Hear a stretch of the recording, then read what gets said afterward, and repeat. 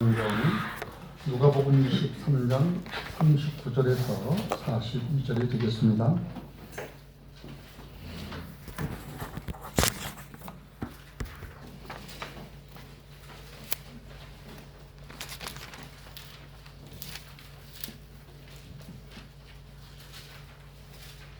있습니다. 예수께서 나가사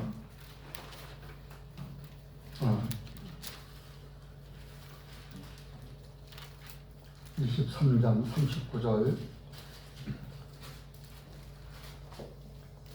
달린 행악자 중 하나는 비방하여 이르되 내가 그리스도가 아니냐 너와 우리를 구원하라 하되 하나는 그 사람을 꾸짖어 이르되 내가 동일한 정죄를 받고서도 하나님을 두려워하지 아니하느냐 우리는 우리가 행한 일에 상당한 보응을 받는 것이니 이에 당연하거니와 이 사람이 행한 것은 옳지 않은 것이 없느니라 하고 이르되 예수여 당신의 나라에 임하실 때에 나를 기억하소서 하니 예수께서 이르시되 내가 진실로 내게 이르노니 오늘 내가 나와 함께 낙원에 있으리라 하시니라.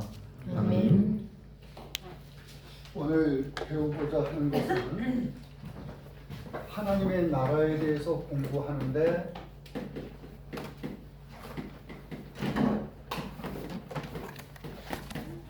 낙원에 대해서 말씀을 드리려고 그래요. 세례 요한에 의해서 하나님의 나라가 가까이 왔다라고 하는 그 선포가 있었고 그 하나님의 나라에 하나님의 백성들을 들으시기 위해서 구속사역을 행하실 메시아를 세례 요한이 소개를 합니다. 자신의 뒤에 오시는 그리스도를 소개합니다. 메시아는 곧 그리스도예요. 메시아는 구약 시대의 언어고 그리스도는 신약 시대의 언어, 새로운 언어입니다. 그렇게 하나님의 나라와 그 나라의 메시아를 알리는 일을 세례 요한이 했습니다. 그리고 세례 요한이 알린 그 하나님의 나라를 예수께서 이제 선포하시죠. 세례 요한이 외쳤던 것처럼 하나님의 나라가 가까이 왔다라는 것을 선포하고 그 나라의 주인으로서 메시아 사역, 곧 구속주의 사역을 행하시게 되는데 그 구속주로서의 사역을 통해서 하나님의 나라의 백성들을 드리는 일을 하게 돼요. 구속 사역을 반드시 예수께서 행하시게 되는 거죠. 구속 사역은 다른 말로는 속죄 사역이라 이렇게 여러분이 보시면 되겠습니다.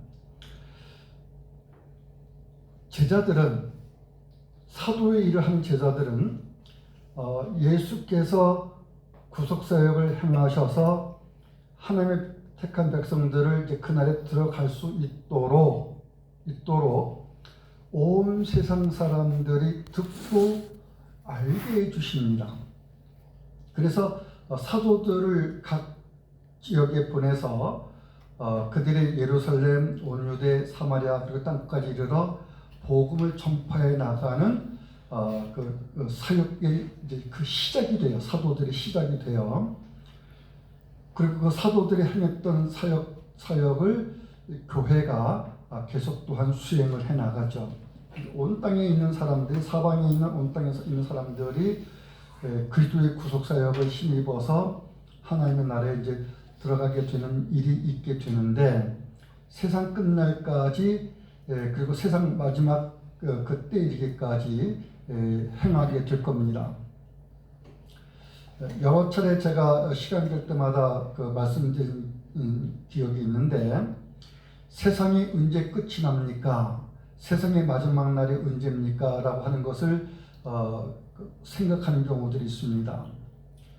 그리고 이 세상의 여러 가지 현상, 자연적인 현상이라든지 그러니까 기후가 급격하게 악화됐다거나 자연적인 어떤 재난이 심각한 어떤 상황을 일으킨다거나 또는 세상에서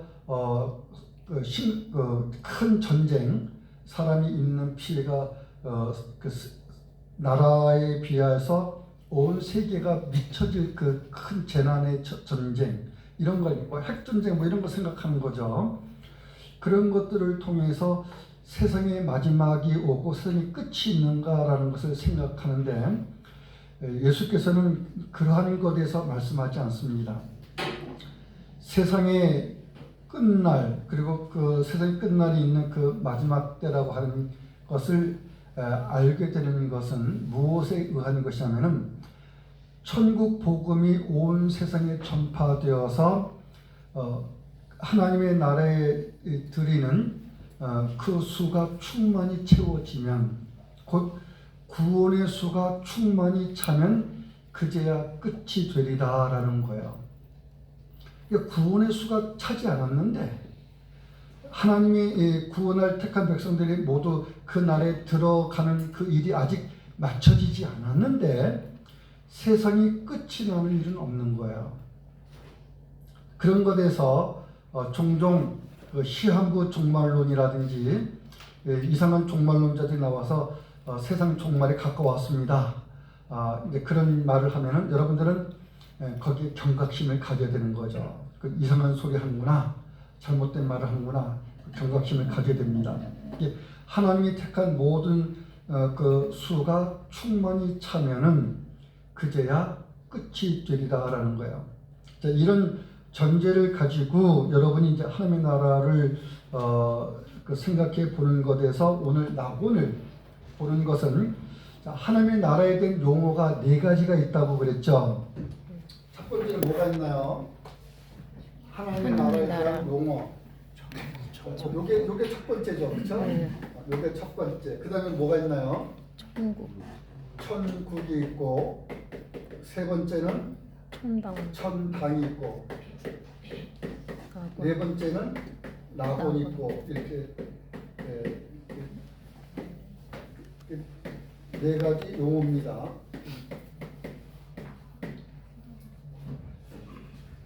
표현은 각각 다른데 왜 이렇게 달리 표현되고 있었을 때 특성을 나타내주고 있는 거예요. 하나님의 나라라고 하는 것은 지금 여기에 그 핵심이 있잖아요.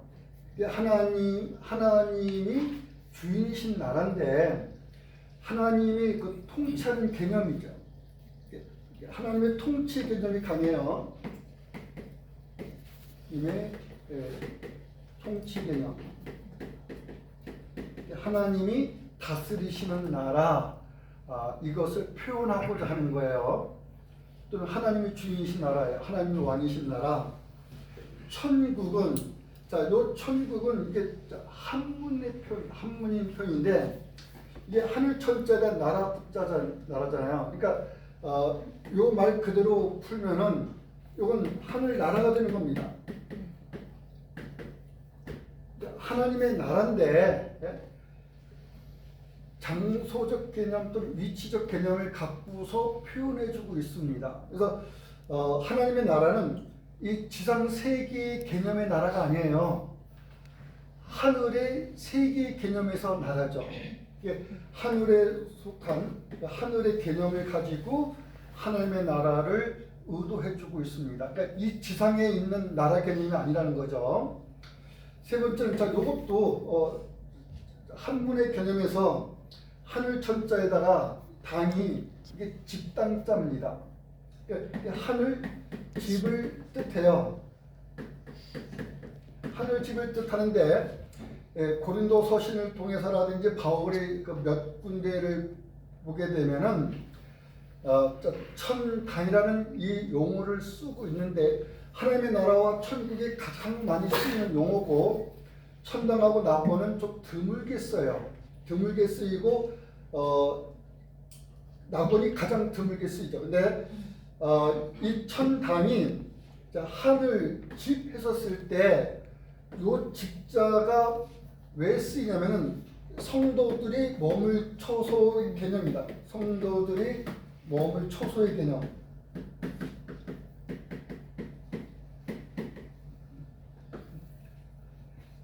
하늘에 있는 성도들이 머물 초소, 그런 개념인 거예요.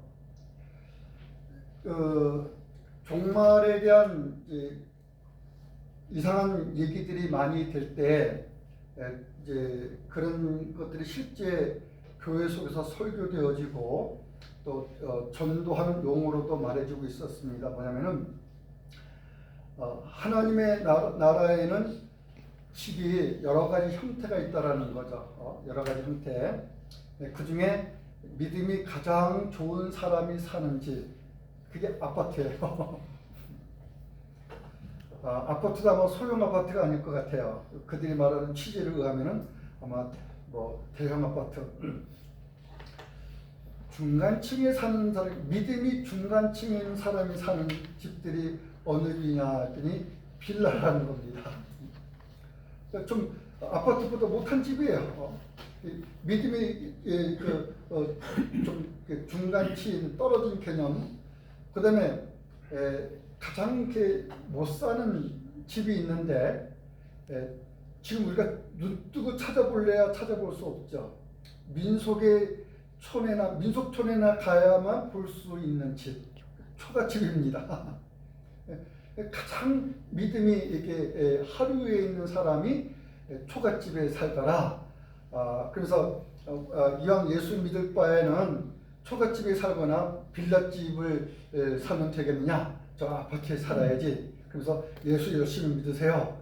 그렇게 전도했던 분들이 있었습니다. 또 어떤 분은 이게 환상을 통해서 가봤다는 거, 하나님의 나라에 갔는데 거기에 자기가 아는 사람들이 있다라는 거예요.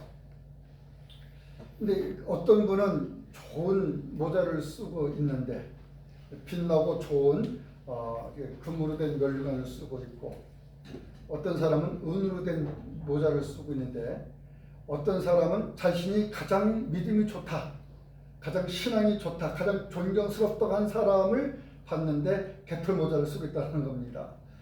자, 여러분, 이런 것들이 우스갯소리가 아니고 진짜 그렇게 말하는 분들이 있었던 거예요. 진짜 하늘 집이, 그런 하늘에 있는 성도들이 머물 집이 진짜 그런 집이냐? 오늘 우리가 사는 집처럼 아파트가 있고 빌라가 있고 또는 뭐 단독집이 있고 또는 판자촌이나 뭐 초가집들이 있고 그런 거냐? 성도들이 머물 초소의 개념에서 하나님의 나라는 하나님과 그분의 백성인 성도들이 함께 있는 곳이잖아요. 그래서 성도들이 머물 초소의 개념에서 집단자라고 하는 용어를 쓰고 있는 거지, 거기에 성도들이 각각 개인들이 머물 전부 다 개인 집을 다 소유하고 있는, 높고 낮은 집을 소유하고 있는 그런 집으로, 그런 천당으로 알면은 안 돼요. 그러면 하나님의 나라에는 계층이 없습니다. 높은 자와 낮은 자가 없습니다. 여러분하고 저하고 지금 제가 목사하고, 그리고 여기에 장로님들이 계셔요. 그리고 집사님들도 계시고 교사도 있고 성도가 있고, 가톨릭에서는 이 성직자가 계급이 있습니다. 교황하고 추경하고 계급이에요. 추경하고 주교하고 계급이고, 그 주교하고 신부하고 이 계급이라고. 또 거기는 평신도라는 용어를 쓰는데, 평신도들도 교회 일을 보는 직원들이 있습니다. 그것도 계급이에요. 일반 신자들, 성직자와 그 계급 속에서 가장 이게 낮은 쪽이라고요. 근데 개신교는 그렇지 않습니다.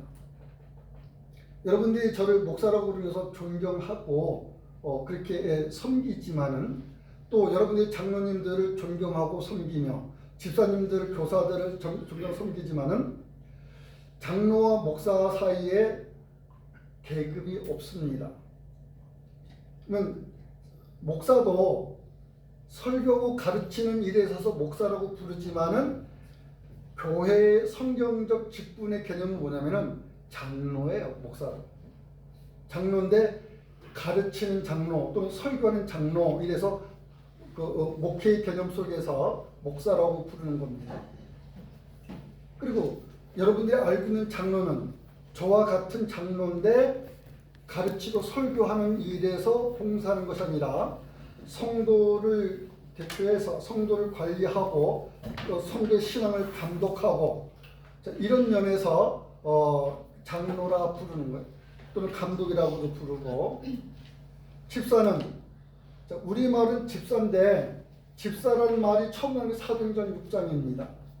근데 집사라는 말의 본뜻은 뭐냐면은 봉사하는 자, 봉사하는 자, 봉사여 성도를 섬기는 자. 이게 본래 명칭이에요. 근데 이들하고 목사와 장로와 집사는 교회 헌법에 어떻게 되냐면은 독립된 직분이지만 즉 역할이 있잖아요. 저는 저의 역할이 있고 장로는 장로의 역할이 있고 집사는 집사의 역할이 있고 그 기능과 역할에 의해서 각각 독립된 일을 하지만은 동등하다. 누가 위에 있고 누가 낮에 있고 그거 아니에요. 그리고 교사는 우리는 어떤 가르치는 일을 위해서 교회의 어떤 장년이나 청년이나 학생이나 가르치는 일을 위해서 교사가 존재하지만 그 교사는 본래가 목사요 겸하여 교사입니다. 그러니까 목사는 설교하는 일만 아니라 가르치는 일을 함께 한다는 것에서 목사이면서 교사다라는 거예요. 근데 이게 교회의 시대의 흐름에서 분리된 거죠. 분리해서 목사가 가르치는 일을 교사가 맡아서 목사가 하는 일을 돕는 일에 있습니다. 그러면 교사하고 목사는 서로 존경하는 위치에 있다. 서로 존경하는 높고 낮음의 위치가 아니라 계급의 개념이 개신교에는 전혀 없어요. 있으면 안 돼요. 성도, 직분을 안 갖고 있는 성도하고 직분을 맡고 있는 성도하고 이게 계층이고 계급이냐 하면 아니에요. 동일한 겁니다. 동일한 하나님의 백성인 겁니다. 서로 어떤 각각의 있는 위치에서 공정하지만은 계급의 개념으로 가지면 안 돼요. 이 교회가 계급의 개념이 없는데 어떻게 천당이 계급의 개념을 갖냐고 어떻게 가지면 안 되죠. 어떻게 넓은 아파트에 사는 사람이 있고 좀 불편한 빌라에 사는 사람이 있고 가장 못 사는 초가집에 사는 사람이 있고 그러냐고요. 마치 하늘에 있는 천당이 하늘에 있는 집이 경제적 가치를 지니고 그 부요와 가난이 있는 것처럼 생각을 하는 거예요. 그렇게 보시면 안 돼요. 하늘집은 성도의 몸을 초소의 개념에서 이러한 용어를 쓰고 있는 거다. 하나님의 나라를 요 용어로 쓰고 있고 하나님의 나라를 천국이라는 용어로 쓰고 있는 것이죠. 그 다음에 오늘 배우려고 하는 것 이게 낙원입니다. 낙원. 이 낙원을 여러분들이 영어로 파라다이스 이런 말을 씁니다. 파라다이스가 낙원이 낙원. 그러면 낙원의 최초의 개념이 어디서 갔나요? 낙원의 최초의 개념. 에덴입니다. 에덴. 우리는 에덴 낙원이라고 안 하죠. 에덴 동산이라고 에덴 동산. 동쪽에 있는 동산에 건설하셨다. 그런데 이 동산이 어떤 동산이냐 할 때 낙원의 개념을 갖는 거예요. 낙원이라는 이것은요 복되고 기쁘고 즐거운 그런 개념이에요. 성도들이 하나님의 나라에 들어가게 되는데 그곳은 이게 질적 개념. 얼만큼 또는 어떻게 복된 것이냐. 얼마나 복스러우냐. 이거예요. 얼마나 복스러우냐. 아이들은 이렇게 말하죠. 하늘만큼 땅만큼 복스럽습니다. 질적으로 아름답다, 그런 개념을 갖고 있어요. 질적으로 행복하다, 질적으로 동산의 개념을 갖는다. 질적으로. 근데 이 질적으로라는 것에서 우리들이 오해하면 안 될 게 있습니다.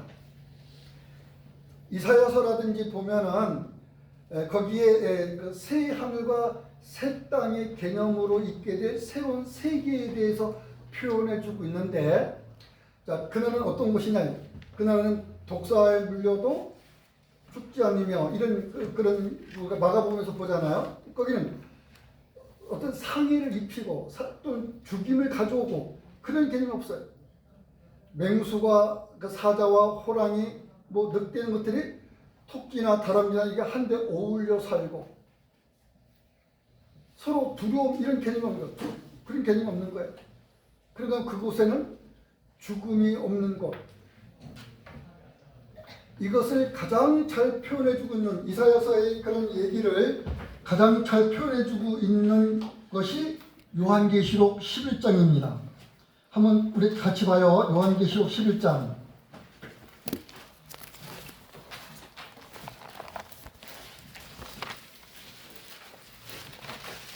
11장이랬죠. 말을 잘못했어요. 21장. 자, 여기에 뭐라고 되어 있냐면은, 우리 8절까지 다 같이 읽어보죠. 시작. 또 내가 새하늘과 새 땅을 보니 처음 하늘과 처음 땅이 없어졌고 바다도 다시 있지 아니하더라. 또 내가 봄에 거룩한 성 새 예루살렘이 하나님께로부터 하늘에서 내려오니 그 준비한 것이 신부가 남편을 위하여 단장한 것 같더라.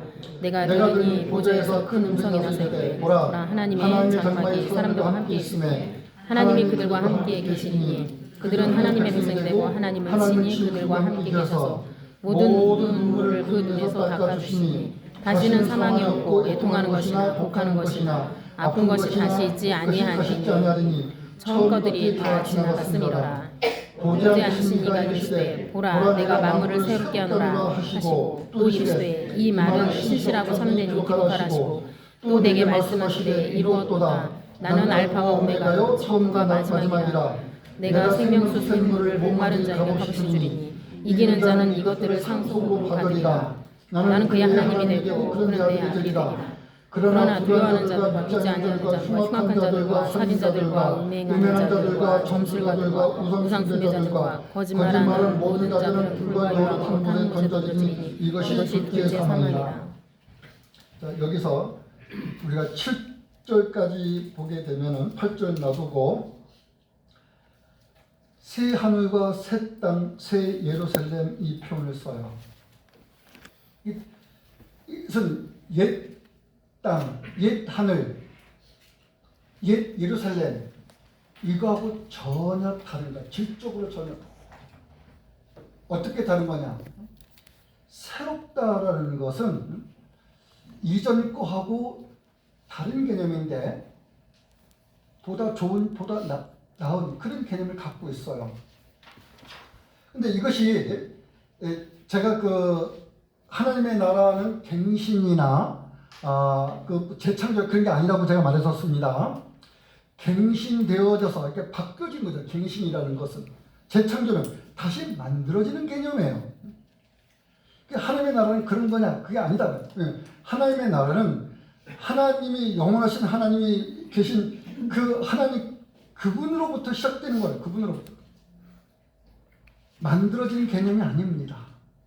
또는 바꾸지는 개념도 아니고. 그런데 이 나라는 즉 땅, 예루살렘, 하늘, 새 하늘, 약자 하늘 이런 개념으로 하늘과 땅, 예루살렘 도시잖아요. 자, 이것하고는 전혀 다른. 어디에 첫 것은 없어지더라. 그리고 새 것이 하늘로부터 내려오더라. 하늘로부터 주어지는 것, 하늘로부터 오더라.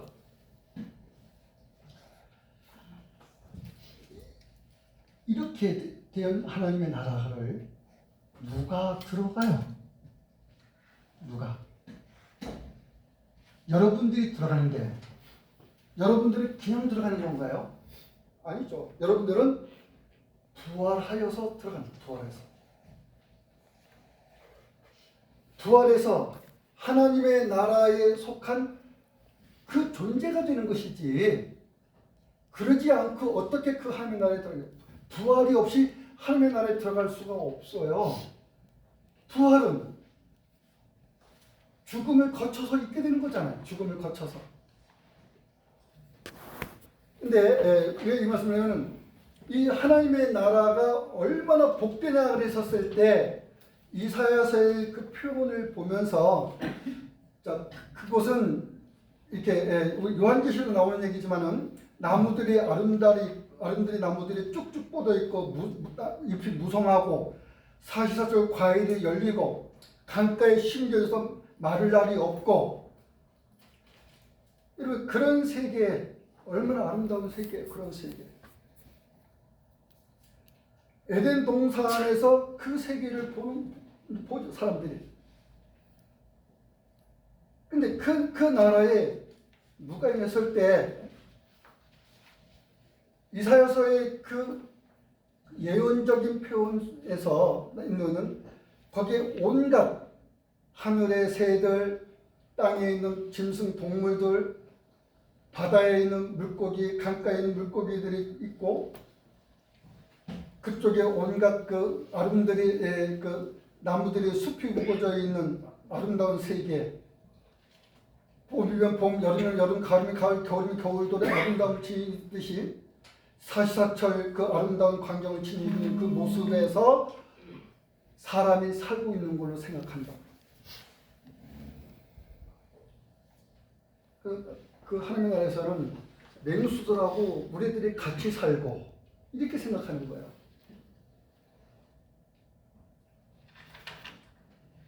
여러분, 짐승들이 부활한다는 용어가 성경에 있나요? 없나요? 하나님이 짐승들을 부활시킬 거야, 그런 얘기 한 단어도 한 구절도 없습니다. 부활은 누구에게만 한정된 건데요? 사람에게만 한정된 거예요. 사람에게만. 그럼 부활이 없는 식물, 동물들이 하나님의 나라의 곳곳을 채워서 낙원을 이루는 거냐, 그 말이에요.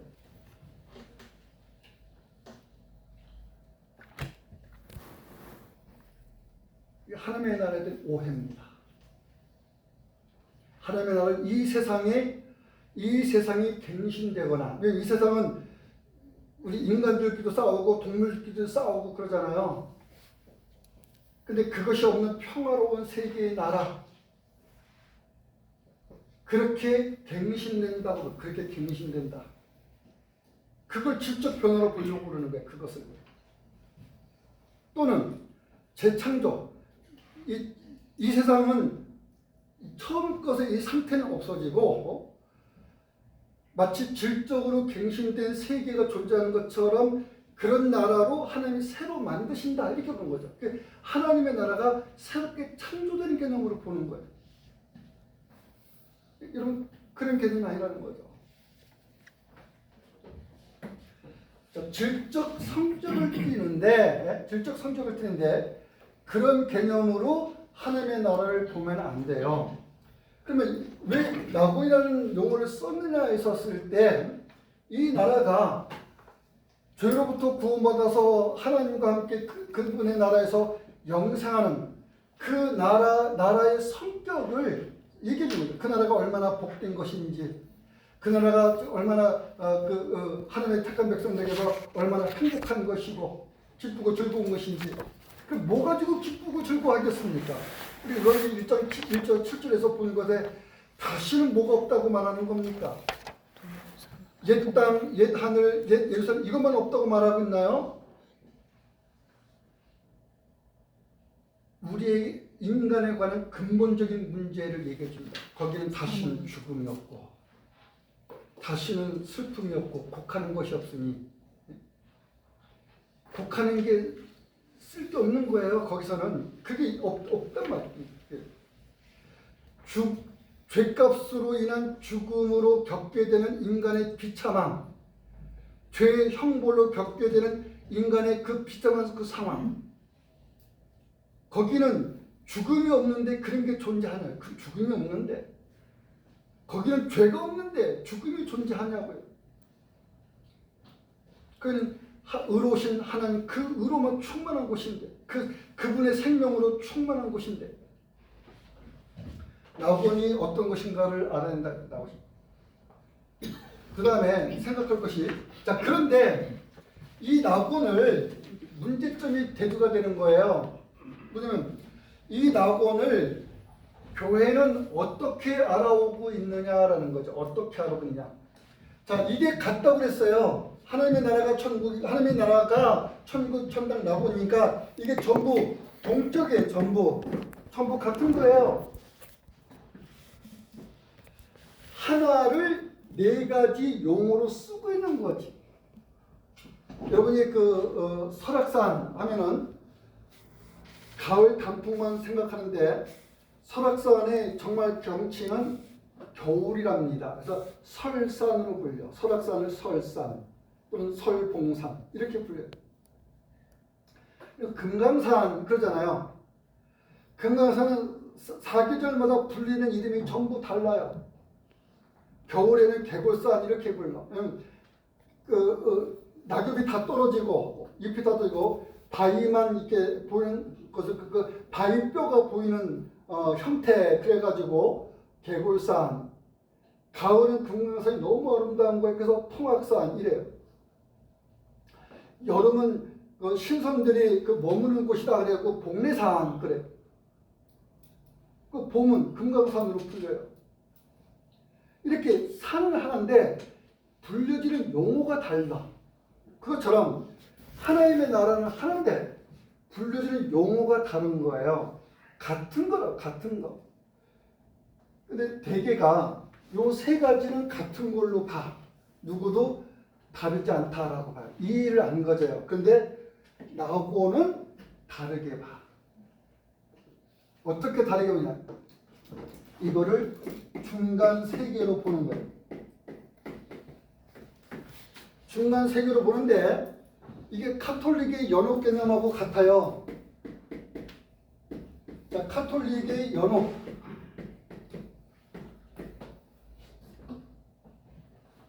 천국과 지옥만 있다 이렇게 말 안 합니다. 연옥이 있다. 믿는 자가 죽어서 가는 곳인데 누가 가 있는 곳이냐? 여기서 인간이 해결하지 못한 죄를 해결해야 돼. 해결하지 못한 죄. 그 죄를 뭐가 따라요? 죄와 벌이 따르지. 죄에는 벌이 따르죠. 죄의 문제가 완벽하게 해결돼야 벌이 없는 건데 그렇지 않다고 보는 거예요. 왜냐면 이들의 죄의 그 해결의 개념 중에서 그리스도 예수를 믿음으로라는 것도 있지만은 카톨릭에서 중요하게 찾아낸 것 중에 하나가 뭐냐면은 인간의 선행 문제가 있어요. 선행으로 자신이 의로워지는 문제가 있다고. 자기 의에 의한 이 죄의 해결 문제. 이건 마치 상쇄 개념을 가져. 상쇄 개념. 그 죄가 많은 사람이 많은 공덕이 있어야 돼. 예수 그리스도를 믿을 뿐만 아니라. 근데 공덕이 미치지 못하면은, 선행이 미치지 못하면은 죄에 의한 벌이, 죄보다도 죄에 의한 벌이 남아있다 보는, 이거를 뭐라고 하느냐? 잠벌이라고 해요. 잠벌. 이거를 여기서 해결을 해야 되는 거야. 해결을. 천국 가려고 그러면.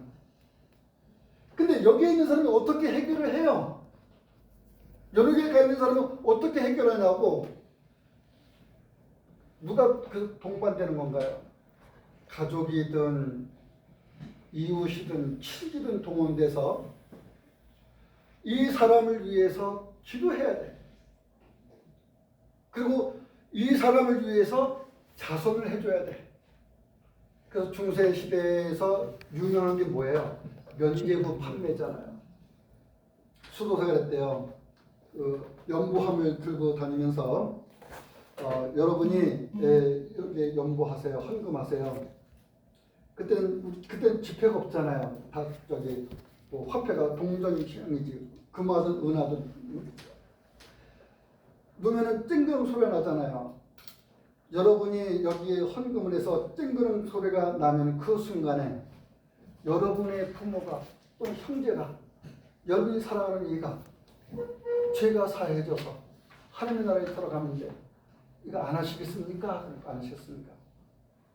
그럼 이 헌금하는 게 효야, 효. 부모를 위한 효고 내가 사랑하는 이들을 위한 사랑의 표예요. 그 하는 거예요. 그리고 연옥에 있는 자신이 사랑하는 이가 하나님의 나라에 무사 안착하는 걸로 아는 거죠. 연옥 개념을 가져. 연옥 개념. 물론 다른 의미들도 있을 거지만 이런 의미도 갖고 있다 그 말이에요. 그런데 개신교는 우리 같은 교회는 연옥이라는 말을 안 씁니다. 우리 믿는 자들이 죽어서 가는 곳 이렇게 가는 곳. 근데 그곳이 어디냐? 낙원이다 이렇게. 낙원. 이 연옥도 중간 세계 개념이에요. 낙원도 중간 세계 개념으로 가지고 있어요. 신자가 죽으면은 육체는 땅에 묻히고 육체로부터 영혼이 분리된다 보는 거예요. 분리된다. 분리돼서 육체는 땅에 그대로 있는데 혼이 몸에서 빠져나와 가지고 이곳으로 가는 거예요. 이곳으로. 그래서 죽은 자의 영혼이 가 있는 세계, 이렇게 사인 세계. 언제까지 가느냐? 주님이 재림할 때까지. 주님이 재림하시면은 땅에 묻혔던 인간의 그 썩은 육신이 살아나서 낙원에 가 있던 영혼이 돌아온다는 거죠. 돌아와서 합쳐져 가지고 천당 천국 하늘 나라로 불리는 이 세계로 들어간다 라고 하는 것에서 중간 세계를 말합니다. 그래서 이 개신교에서 중간 세계는 뭐냐면은 부활할 때까지 임시 머무는 처소예요. 임시 처소. 죽은 자가 머무는 임시 처소가 아니에요. 죽은 자의 영혼이 임시로 머무는 처소다 이게. 이 개념을 개혁교회를 하시는 분들도 많이 갖고 있어요. 일반 제도권 교회만 아니라 목사들만 아니라 학자들도 중간 세계를 말하는 분들이 적지 않습니다. 그러면 목회자도 말하고 학자들도 말하면 그러면 맞는 거냐? 맞는 거 아니겠느냐? 맞는 거 아니겠느냐? 여러분 이 중간 세계의 개념이 뭐 때문에 나오게 되느냐 했었을 때 인간 이해입니다.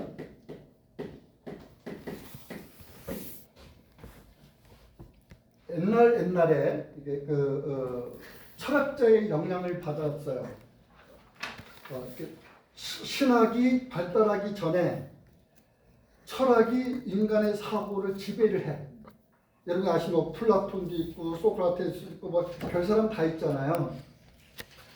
근데 그 철학자의 개념에서 세계를 보고 인간을 보는 이해가 이게 분석적으로 본다. 분석적으로 보는데 특히 어떤 거는 인간을 3분법에 의해서 보고 또 2분법에 의해서 보고 이런 경향이 있는 거예요. 인간 이해를. 3분법은 인간은 영과 육과 혼으로 또는 인간 영, 혼, 육 이렇게 되어 있다 이렇게 보는 거죠. 4분설은 여기 쓰진 않았습니다만은 여러분들이 그 성경에 보면은 히브리 성경에 보면은 그 인간은 영, 육, 혼만이라 관절과 골수를 쪼개기까지 하며 뭐 그런 표현이 있잖아요. 그래서 인간은 4분법으로 봐야 돼 이런 분들도 있어요. 근데 대개는 그걸 지지를 못 받고 요 3분법하고 2분법의 지지를 받는데 요 3분법은 워치만이라고 하는 사람이 주로 주장하는 겁니다. 또는 위트니스 그 제자 위트니스 리라는 사람이 있어요. 그 사람이 주장하는 거예요. 근데 이것은 개혁교회에서 환영 안 합니다. 그러면 요 2분법이 환영을 받아. 2분법이. 그러면 인간은 영혼과 육으로 구성되어 있는 것이 인간이다. 이렇게 부르는 사람이다.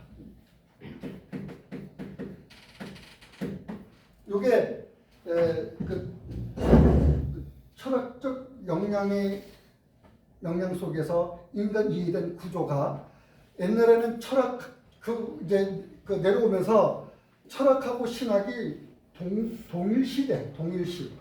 철학 곧 신학 이렇게 된다고요. 그래서 인간에 대한 신학, 인간에 대한 교리 이것을 이렇게 보려는 경향을 갖게 되고 그리고 교회에서 이것을 인간 교리로 가져야 돼요. 인간 교리 이게 인간론이에요.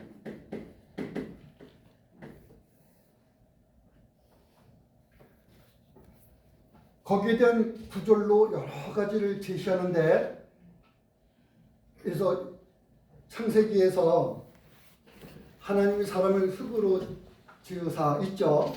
흙으로 지으사 흙으로 사람을 지으시고 그 후에 생기를 불어넣으시니 사람이 생명이 되었다라는 표현이 있습니다.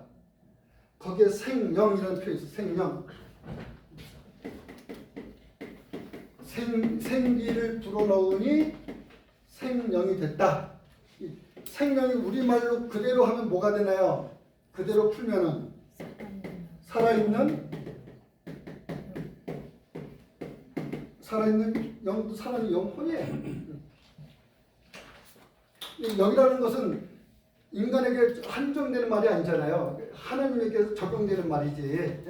사람에게는 영혼이라는 하나님의 영에 속한 존재에 대한 개념을 갖고 영혼이라는 표현을 쓴다고요. 근데 이 살아있는 기운은 그럼 뭔가요? 생기는 살아있는 기운이야. 살아있는데 어떤 살아있는가? 호흡하여 숨쉬는 기운을 뜻해. 그래서 하나님이 호흡하는 숨을 불어넣으시니 사람이 생명이 되었다. 생명. 근데 이건 우리 한글 표현이야. 한글 표현. 영어로는 a living soul 해가지고 우리말로 번역하면 생명이에요. 근데 원문은 그게 아니에요.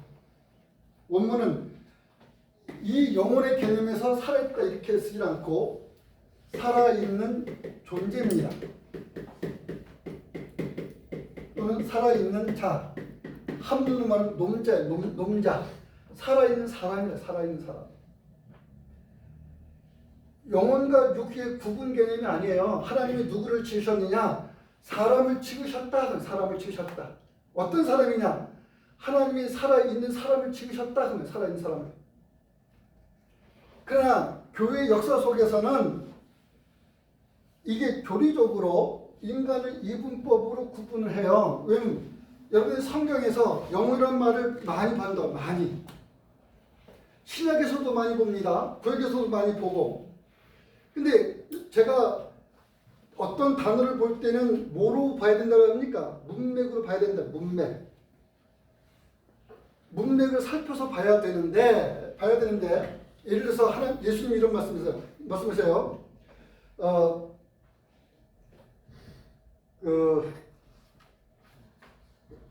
봐야 되겠네. 잊어버렸어요.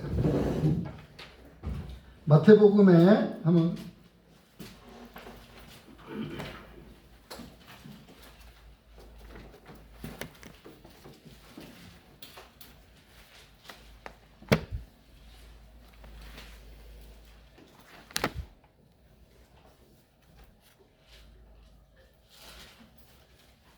몸은 죽여도 영혼을 죽이지 못하는 자를 두려워하라. 누가 한번 그 구절 찾아봐 주세요.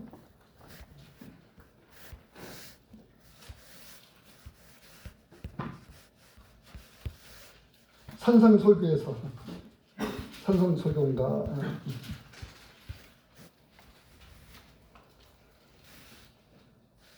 몸은 죽여도 영혼을 죽이지 못한 자를 두려워하지 말고 몸과 함께 영혼을 죽이는 자를 두려워하라.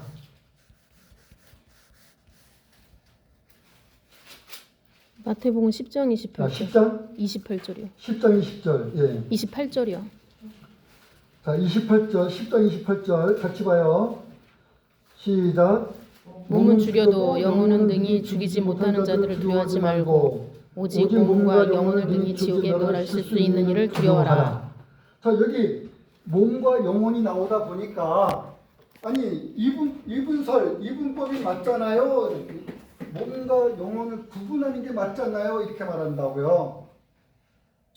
자, 우리말은 이렇게 번역되어 있는데 원문은 그게 아니에요.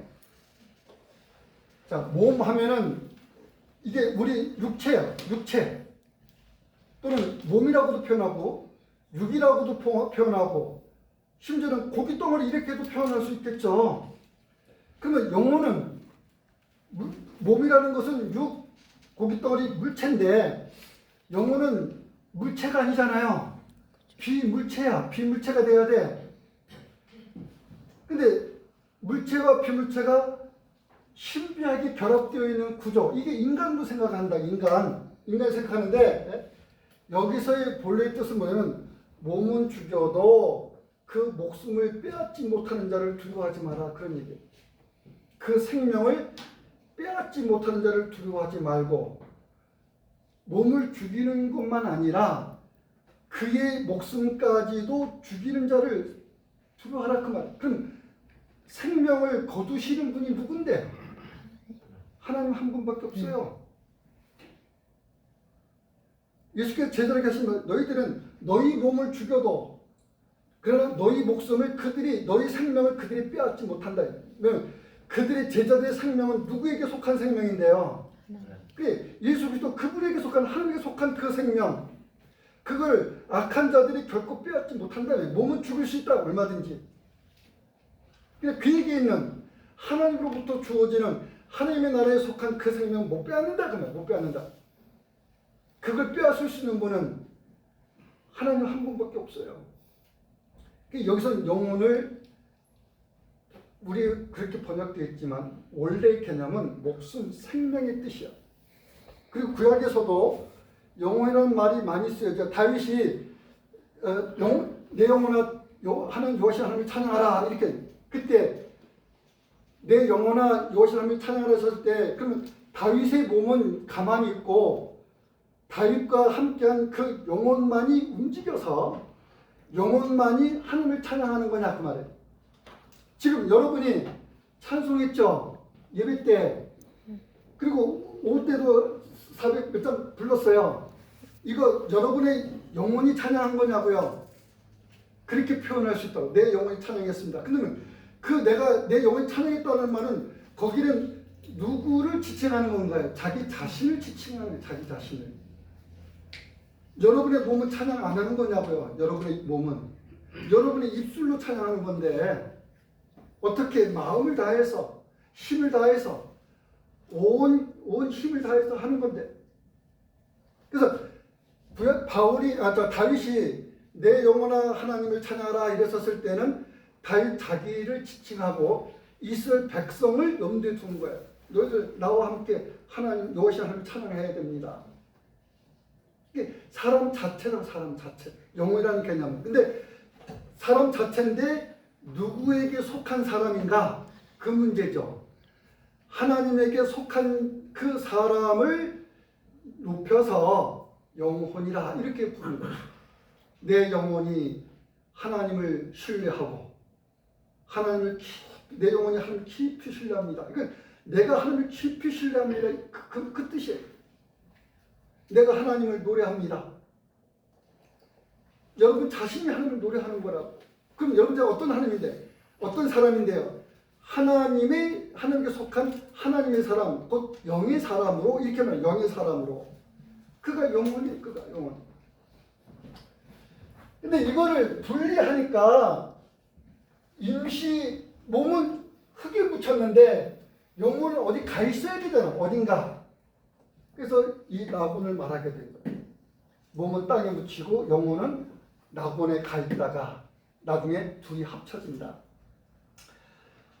그게 아니고 시간이 다 돼서 더 이거 끝내야 되겠습니다만은, 여러분 인간의 죽음의 상태가, 자, 죽음은 영과 육이 분리해 있는 거냐? 분리. 예? 이게 통상적 개념이에요. 분리해 있다.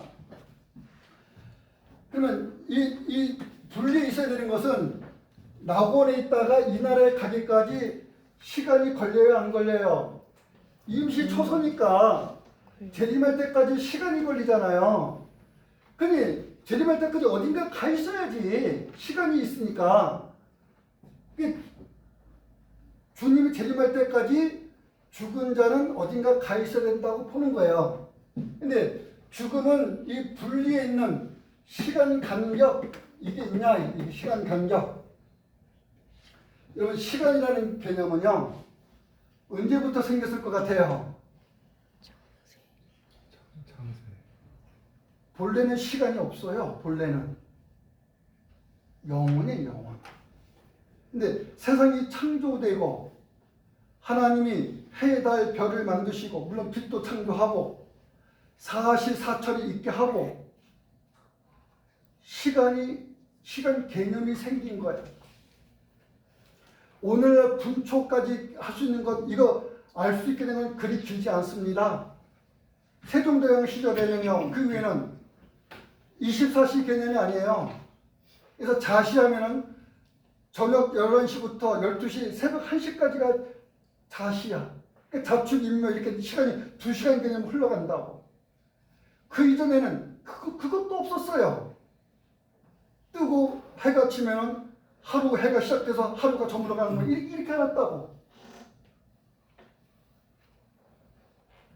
예전에는 시간 개념이 더 분명하지 않죠. 그러나 시간은 존재한다고. 그 시간을 누가, 살아있는 사람이 알아. 살아있는 나, 여러분이. 근데 내가 죽으면 나는 어디에 속한 거냐? 시간에 매인 게 아닙니다. 시간에 매인 게 아니고 본래 영원하신 주님에게 내가 속한 거야. 영원하신 주님에게. 주님은 시간 개념이 있나요? 아니에요. 천년이 하루 같으신 분이고 하루가 천년이신 분이에요. 이걸 시간 길이로 말하면은 천억년이 하루고 하루가 천억년인 거예요. 주님에게는 시간 개념이 아니에요. 시간에 의해서 나라가 존재하는 게 아니라고요. 우리가 주님에게 있으면 나는 1분 1초 흘러가는 그 시간 속에 내가 존재하는 거냐? 아니죠. 영원하신 주님에게 내가 존재하는 것이지. 그래서 살아있는 사람에게는 이때부터 100년까지 시간이 흐름이 있지만은 죽은 자는, 믿는 자가 죽은 자예요. 믿는 자는 죽은 자는 여기 그리스도 이분에게 속해 있는 거예요. 이분에게, 영원하신 이분에게 속해 있어서 죽은 자는 시간 개념이 없다고요. 시간 개념이. 내가 살았을 때, 나는, 여러분 어디에 속했습니까? 살았을 때 주님에게 속했잖아요. 사나 죽으나 우리는 그리스도의 사람으로 그리스도에게 속한 사람이에요. 시간 개념을 갖고는 살아있을 때나 시간 개념이 없는 내가 죽었을 때나 나는 주님에게 속해 있는 사람이라고. 그러니 지금 죽은 자는 그리스도와 함께 그분의 나라에 있다고 표현할 수 있어요. 그런데 나는 그렇지만은 내 가족이 살아있는 나는 아직 시간이 흘러가는 거라고. 시간이 흘러가는 거라서 주님 어서 재림하셔서 나와 함께 우리 아버지도 같이 주님의 나라에 들어갈 수 있게 해주셔서 이런 마음 품고 있다고. 근데 나는 이미 그리스도 안에 있어요. 나는 이미 그분의 나라에 나는 속해 있는 자고. 시간 개념이 없어요. 여기서는 나는 이미 천국에 있는 사람이라고. 죽은 자는 살아서 이미 천국을 소유한 사람이고, 무슨 임시초소가 필요합니까? 무슨 임시초소가? 이거 없어요. 이거 있다고 보시면 안 돼.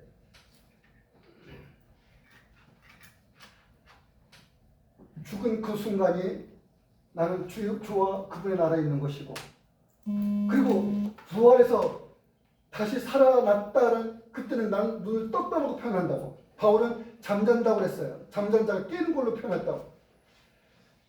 그리스도인에게서 죽음과 부활은 눈을 감고 뜨는 걸로 표현되는 거예요. 감았다, 근데 떠 있는 거예요. 그게 부활. 시간 흐름 개념이 아니라고. 죽은 자에게도 시간의 흐름의 개념을 가져야 임시 초소가 필요하지. 예? 우리는 그거 아니에요. 그러니까 중간 세계를 가리키는 것은 사실은 성경하고 안 맞아. 우리는 바로 낙원이야. 예? 바로 천국, 천당, 바로 하나님의 나라지. 예? 자, 근데 요거 제가 얘기하는 거잖아요. 제가 얘기하는 거. 개혁교의 신학은 이걸 얘기 안 해.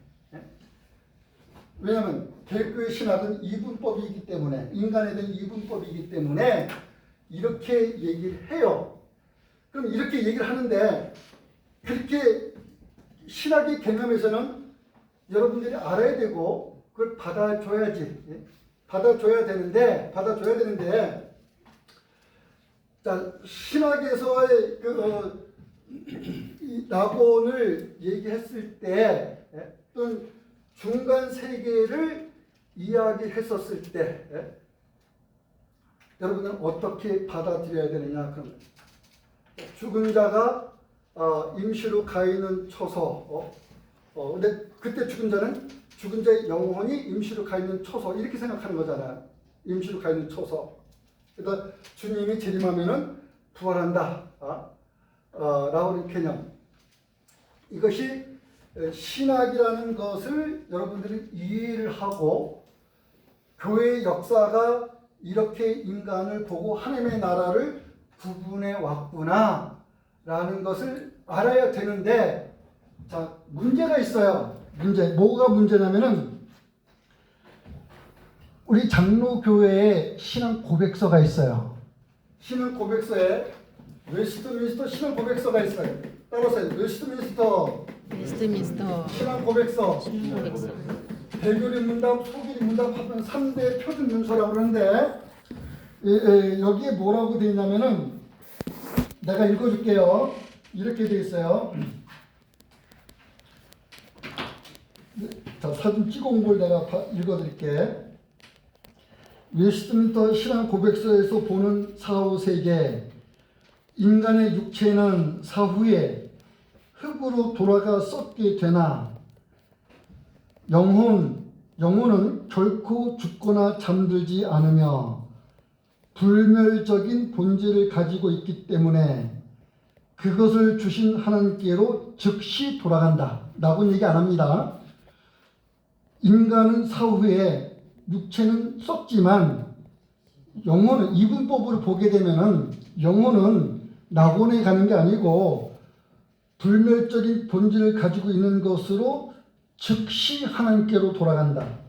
의인의 영혼은 죽는 순간에 거룩함으로 완전하게 되어 지극히 높은 천국에 들어가, 낙원에 들어가 이 말 안 해요. 지극히 높은 천국에 들어가 거기서 빛과 영광 가운데 하나님의 얼굴을 배우며 몸의 완전한 구속을 기다린다. 그러나 사악한 자의 영혼은 지옥에 던져져서 거기서 고통과 칠흑 같은 어둠 가운데서 지내며 마지막 날의 심판을 기다리게 된다.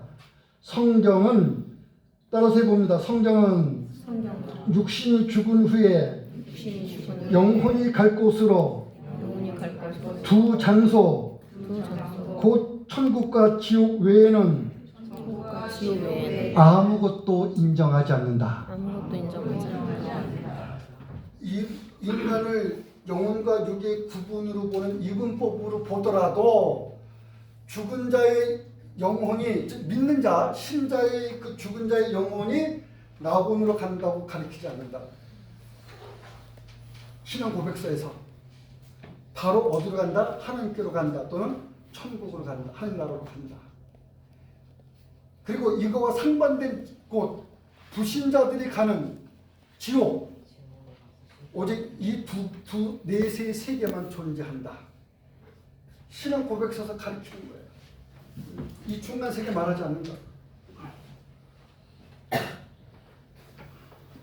저의 설명으로 이해를 하든 신앙 고백서에서 이해를 하든 낙원을 하나님의 나라 천국 천당하고 분리해서 다른 세계로 보는 것은 잘못됐다. 다 하나의 한 장소, 하나님의 나라 천국 천당 낙원은 같은 세계 개념이다. 우리는 어디 가느냐? 여러분들 말하지, 나 하나님의 나라 이렇게 말할 수도 있고, 나 천당 가요 이렇게 말할 수도 있고, 천국 갑니다 이렇게 말할 수도 있고, 나 낙원에 들어갑니다 이렇게 말할 수도 있는 거예요. 중간 세계로서가 아니라. 기도하겠습니다.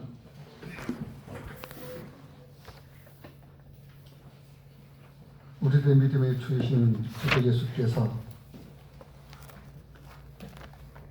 하나님의 나라의 주인으로서 우리를 들으신 일을 하심을 감사합니다. 썩고 없어질 비참한 죄인된 인간을 썩지 않고 영광스러며 욕되지 않은 참 신령한 몸으로 주의 나라에 들으신 것을 감사하며 주님께 대한 우리의 경외의 마음을 더욱 굳건히 잘 가져나가게 하여 주옵소서. 그 나라 주님으로 말미암습니다. 예수님의 이름으로 기도합나이다. 아멘.